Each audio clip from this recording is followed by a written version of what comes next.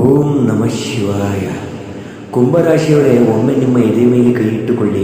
ಕಳೆದ 10 ವರ್ಷಗಳಲ್ಲಿ ನೀವು ಅನುಭವಿಸಿದ ಆ ಮಾನಸಿಕ ಯಾತನೆ, ಸಾಲದ ಸುಳಿ ಮತ್ತು ಎದೆಯಲ್ಲೇ ಊತು ಹಾಕಿದ್ದ ಆ ಗುಪ್ತ ನೋವುಗಳನ್ನು ಜಗತ್ತಿನ ಬೇರೆ ಯಾವ ರಾಶಿಯವರಾದರೂ ಸಹಿಸಿಕೊಳ್ಳಲು ಸಾಧ್ಯವಿತ್ತೆ? ಖಂಡಿತ ಇಲ್ಲ. ಹಗಲಿರುಳು ನಿಸ್ವಾರ್ಥವಾಗಿ ದುಡಿದರೂ ನಿಮಗೆ ಸಿಕ್ಕಿದ್ದು ಬರೀ ಶೂನ್ಯ ಪ್ರತಿಫಲ ಮಾತ್ರ. ನಂಬಿದವರೇ ನಿಮ್ಮನ್ನು ನಡುವಾದಿಯಲ್ಲಿ ಕೈಬಿಟ್ಟಾಗ, ಮನುಷ್ಯತ್ವದ ಮೇಲೆ ನಿಮಗೆ ವಿಶ್ವಾಸ ಹೊರಟು ಹೋದಾಗ, ನೀವು ಒಂಟಿಯಾಗಿ ಎತ್ತ ಆ ರಾತ್ರಿಗಳು ಆ ಶಿವನೊಬ್ಬನಿಗೆ ಮಾತ್ರ ಗೊತ್ತು.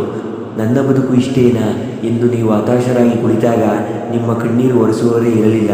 ವೀಕ್ಷಕರೇ, ಆದರೆ ಕೇಳಿ, ಈ ಯುಗಾದಿಯ ಕಾಲಚಕ್ರ ಈಗ ನಿಮ್ಮ ಪರವಾಗಿ ತಿರುಗುತ್ತಿದೆ.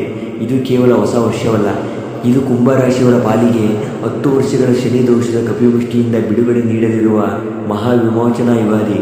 ವೀಕ್ಷಕರೇ, ಬ್ರಹ್ಮಾಂಡದ ಶಕ್ತಿಗಳು ನಿಮ್ಮ ಹಣೆಬರಹದ ಅಂತಿಮ ತೀರ್ಪನ್ನು ಬರೆಯಲು ಈ ಯುಗಾದಿಯ ಪರ್ವಕಾಲದಲ್ಲಿ ಒಂದಾಗಿವೆ.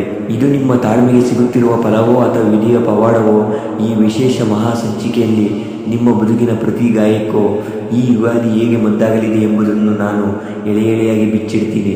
ವಿಡಿಯೋ ಸ್ಕಿಪ್ ಮಾಡಿದರೆ ನಿಮ್ಮ ಪಾಲಿನ ಆ ಮಹಾ ರಹಸ್ಯವನ್ನೇ ನೀವು ಕಳೆದುಕೊಂಡಂತೆ. ಕೊನೆಯವರೆಗೂ ನೋಡಿ ವೀಕ್ಷಕರೇ.